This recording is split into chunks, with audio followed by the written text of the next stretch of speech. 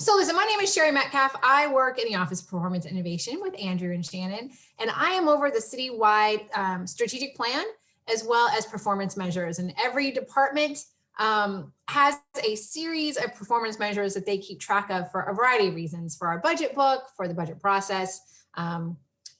They should be tracking them and keeping track of them for a lot of different reasons, but we use them mostly in our budget and when we have presentations to City Council and to the City Manager. So this Performance Management 101, I want you all to know that at UNC, you can go to a 2-day course, full day. They give you lunch and everything. And it's all about performance management. I have like 20 minutes. Okay, so we're going to get a real shortened version of that. It's a great training, by the way. I know you're like 2 days. What the heck do they talk about? But it's actually really good. So performance management, why do we do it? You know, what do we use it for? That's what I want to talk about today with you all. So in a nutshell, right? When we track and collect data, we're providing some important information for management and oversight. And the City of Durham, we have an executive team, we have a city manager, and we have deputy city managers and department directors, but especially Wanda, I would say, that cares about data. They care about measures. They want to see those performance measures. And so that's not the case in every organization, but it is the case in Durham, which is great for me because it means, you know, I have a job, right? But they do care about data. We use it in a lot of different ways. And another thing, we focus the attention on the priority and the results. Oftentimes, results get lost in the conversation. Performance measures helps to focus in on results. It identifies successful strategies. It identifies not successful strategies, which is just as important. It may even be more important. I know a lot of what you guys will be doing are testing things out. And so it's important to know what's not working and to have data to back that up. And it also enhances accountability. Obviously, we need to be held accountable for what we're doing and how it's performing, right? So what gets measured gets done. That's just a real common thing that we like to say a lot, but also you get what you measure and reward. Let me tell you, when we go through the budget process, departments that can offer data to prove why they need something, why they need additional funding, are usually much more successful than departments that can't. So getting that, to be able to take that data and to prove what you're doing is doing what you want it to do is a good thing. So why performance? Why measure performance? Again, what gets measured gets done, right? Hold people accountable, motivate operational improvement. If you can see that if you're successful, it helps motivate you to do even more, right? It's also a great way to evaluate programs and services. And that's one of the things we want to really focus in with this group is that as you're testing things out, the data you collect is really going to help you to evaluate how that program is working, right? So you know what's working, what's not working, how you can make improvements. And then reallocation resources, again, goes back to the budgeting side of things and supportive planning and budgeting efforts. I won't focus too much on that today because really we just want you guys to have good, solid data as you're testing your ideas out and learning new things about what you guys are working on. So there are lots of different ways of splitting up performance measures. I came from California and we used to split our measures up into 5 groups. I couldn't even tell you what they all were now, but these are the most simplest types of performance measures. We have our output measures. These are the really easy measures. They're bean counting. It's the how much you've done of something, how many, and we call those our workload measures. There's efficiency measures, which may or may not be important depending on what you guys are doing, but they have to do with unit costs or labor costs. And then our outcome is by far the most important measures. And unfortunately, they're also the most difficult usually to measure as well. And these are really, is it doing what you want it to do, right? The outcome, are you having the outcome that you were looking for? So as an example, this is just a real simple example. I'm looking at meter repair, okay? And output, your workload measure, is just the number of meters are repaired. Now, if you were to tell me, hey, I fixed 100 meters last week, I would either say, great, I guess that's good, you did 100, or I'd say, what? You should have done 500, why did you only do 100, right? Like the measure doesn't really tell you very much if that's all you're measuring, right? Because what does that mean? Is 100 meters in 1 week good? Is it bad? You know, those kinds of questions come up. The efficiency measures is your cost per meter repair. So how much did it cost to fix that? How much did it cost in labor time? Again, efficiency has to do with you're putting almost like a dollar amount to it. And then the outcome. So your outcome is we want to repair the meters so that we don't have to come out very often, right? So it's the percent of repaired meters still functioning 6 months later. So was the repair good, or were you back again the next day? If you're repairing the same 100 meters every week, well, then you're not doing, that's not a successful program, right? So they all work together, and it's important to have your output and your outcome, and in some cases your efficiency measures as well. So I just wanted to give you an example of something that Shannon, I know, is was personally involved with this program, but just to give you an idea of how we storytell using data and how it can be a very powerful tool. So we have a welcome home program. You don't have to read all this, but basically the goal of the welcome home was to lower recidivism and improve employment and other opportunities and outcomes for residents returning to Durham from the state prison. So welcome home was we hired some staff. They would meet someone coming out of the jail, the prison system. They'd have a box, and in that box had a whole lot of stuff that helps them kind of just get reconnected. And I'm not doing a great job of, Shannon's probably like, I could do such a better job at describing this program, but it's an amazing program. And the whole idea is people come out of jail and they're like, I've been in here for 10 years. I don't know what's going on. And this is to really connect them with someone to help them get to where they need to go, get housing, and to find someone that can help them with employment. And the whole point, the outcome that they were going for was, can we keep people out of going, like, can we keep them from going back into jail? Because it's such a high number. I think it's like, and Shannon can correct me, but it's like 41% of people that come out of jail are back in jail within a year or 3 years, I think. And so the point of this program was, how can we make that a different number, right? And so this measure here, you're looking at number of participants, right? That's what those blue dots are, blue lines are. And so you can see here, hey, we did 70, I think it is, in 2019. We did 110 the next day. We have a target, which is that red line. And this is just a standard measure that we use for a lot of our budget processes. And then we have an estimate that we always use because we're midway through the year. And so what's the estimate for the year? Now, if you look at this, what kind of measure is this? Are we looking at an output measure, efficiency, or an outcome? I'm pausing for a glass of water, so this gives you time to tell me which one it is. Oh my gosh, somebody? Output.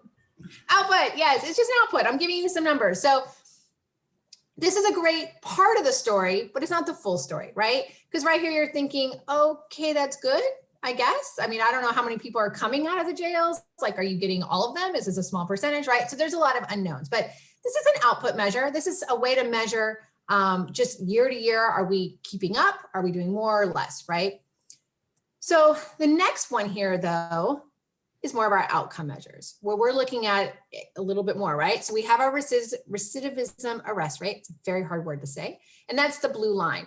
And so you'll see here, and I can't get the exact number here, but it's something like 20%.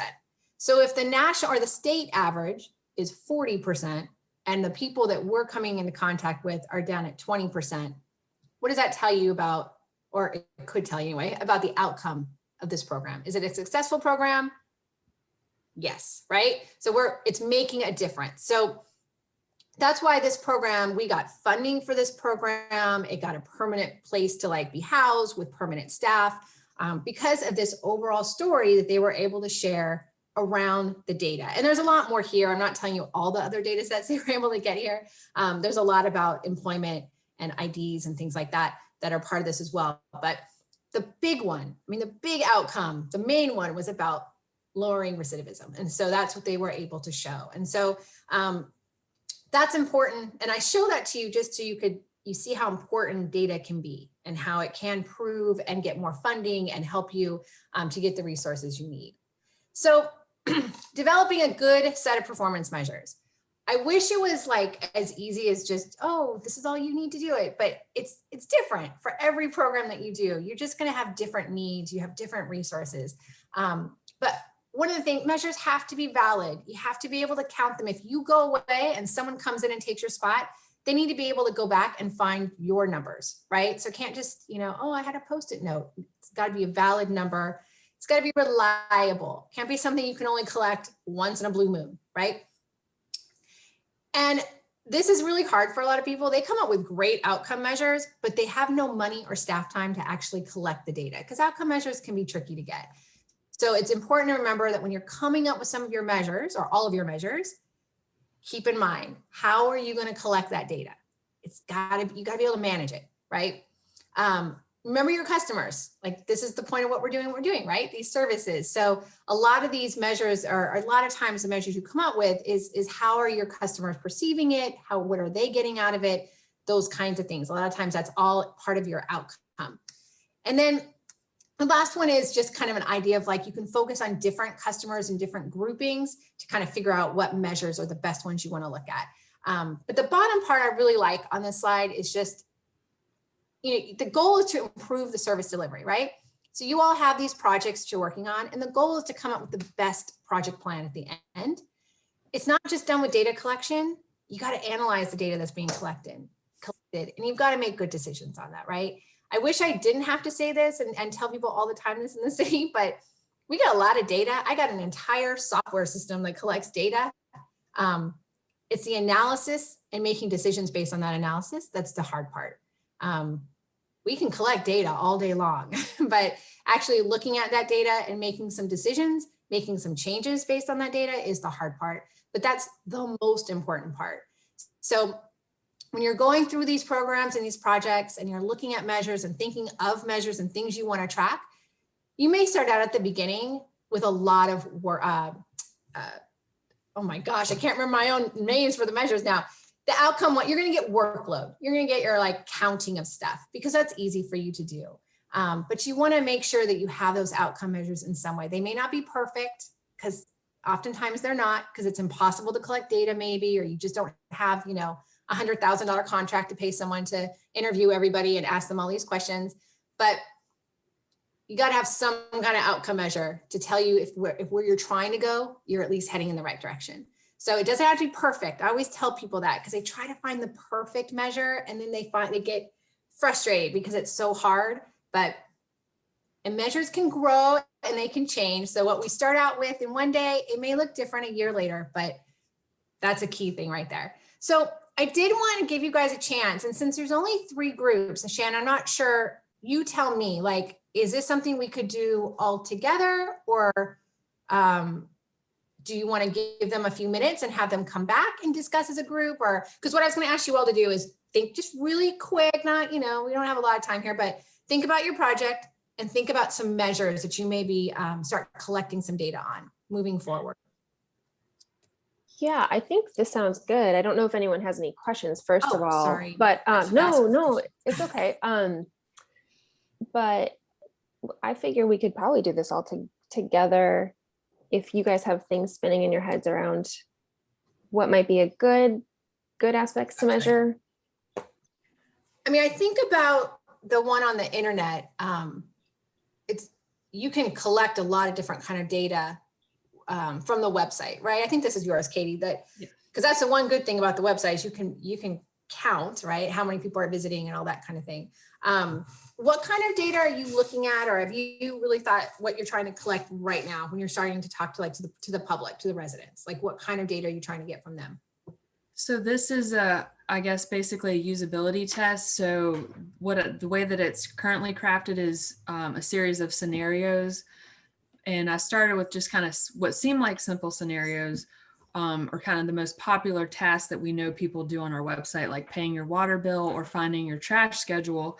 And we have analytics that show a lot of people look at those pages of our website, but I wanted to see actually, well, what does it look like for somebody trying to complete that task? Is it really as easy as I think it is? I look at the website every day.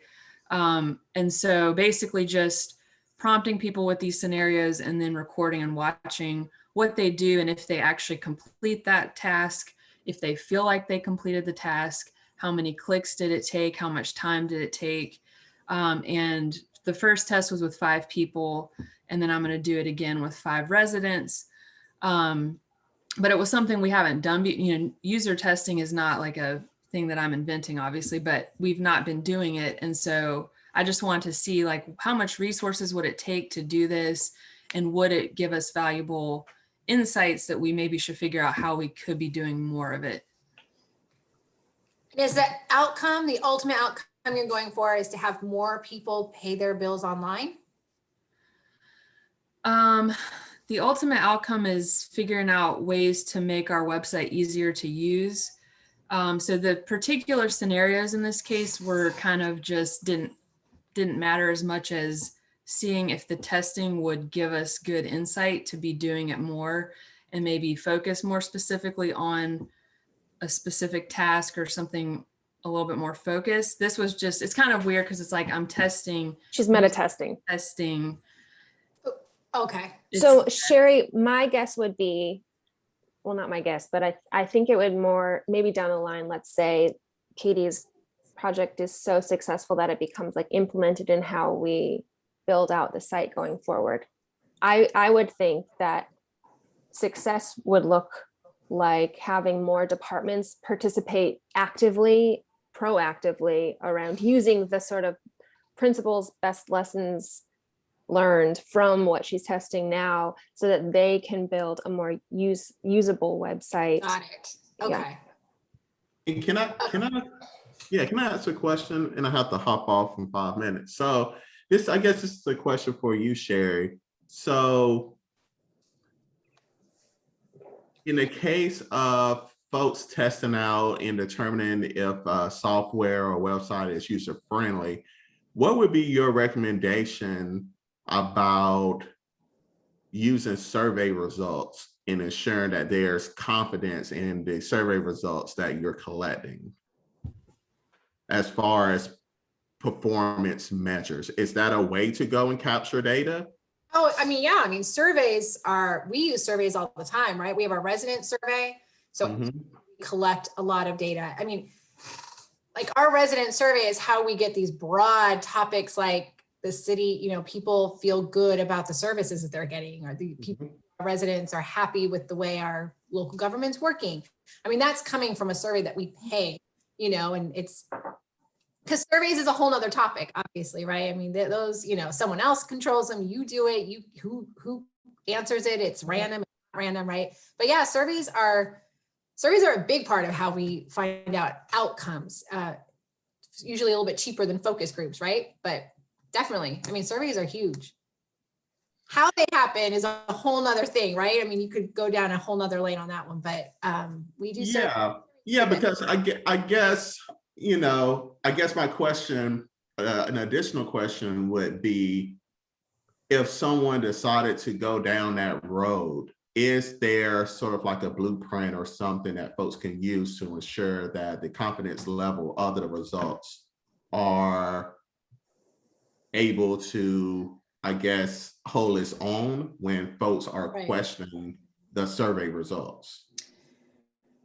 So I am not a survey expert by any means. I mean, a lot of times when it's super sensitive like that, which is why the city does this, we hire a outside consultant, right? And it's big enough, we have the money, so we do it. But, Parks and Rec and Durham One Call, they all do surveys.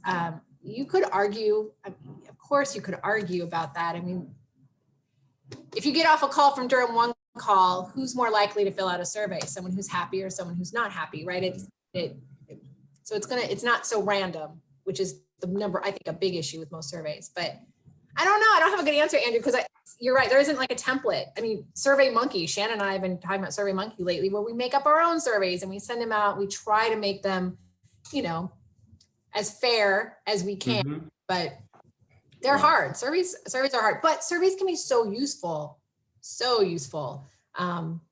when done right. And I know OPI, we've been reached out by departments, and we're getting a little off topic, but I mean, we've worked with departments to create surveys. Sometimes it's a lot easier to have someone who doesn't understand what you're doing to help you create that survey, to make it a little bit more fair, or not fair, but unbiased to take. Yeah. So, but yeah, we do that, but we're by no means professionals in it, but we do offer that as a service. So did that answer A little bit, Andrew. I'm Oh yeah, yeah. I'm just trying to think, just listening to, Katie's her project, and I know she had mentioned about determining if it's user friendly or not, and what are ways in which you can go and capture that data to ensure that there is at least a baseline in determining exactly how people feel about it at a certain point. And as you go and improve and make improvements, do you see that trend line go up over time based upon the improvements that you put forth based upon the survey results? right. And there is a survey, Katie, isn't there, on the website? You can take a survey about your experience. So there's, we did a survey before we did the website redesign. Now that's been a couple years ago. So we did an actual survey that was just out for anybody that could take. And then we do have on our website, it's a feedback form. And so That's what I was thinking. if somebody finds it, I mean, we don't necessarily advertise it, but if you are frustrated and you find it, there's different categories and you can share like, this information is incorrect, or I couldn't find this, or some kind of issue. Accessibility is another one that's on the form as well. Mm-hmm. So Shannon, you want to go to the next one, or?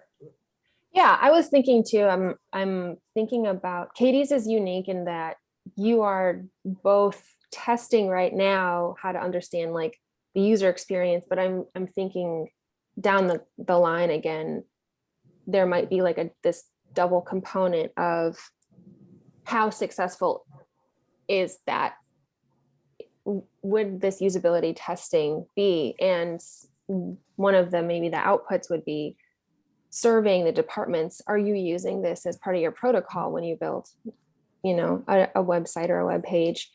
And then secondarily, maybe more of a qualitative survey around what is the perception or the experience of users, or even back end users. I mean, that might be something that isn't, that we deem important too.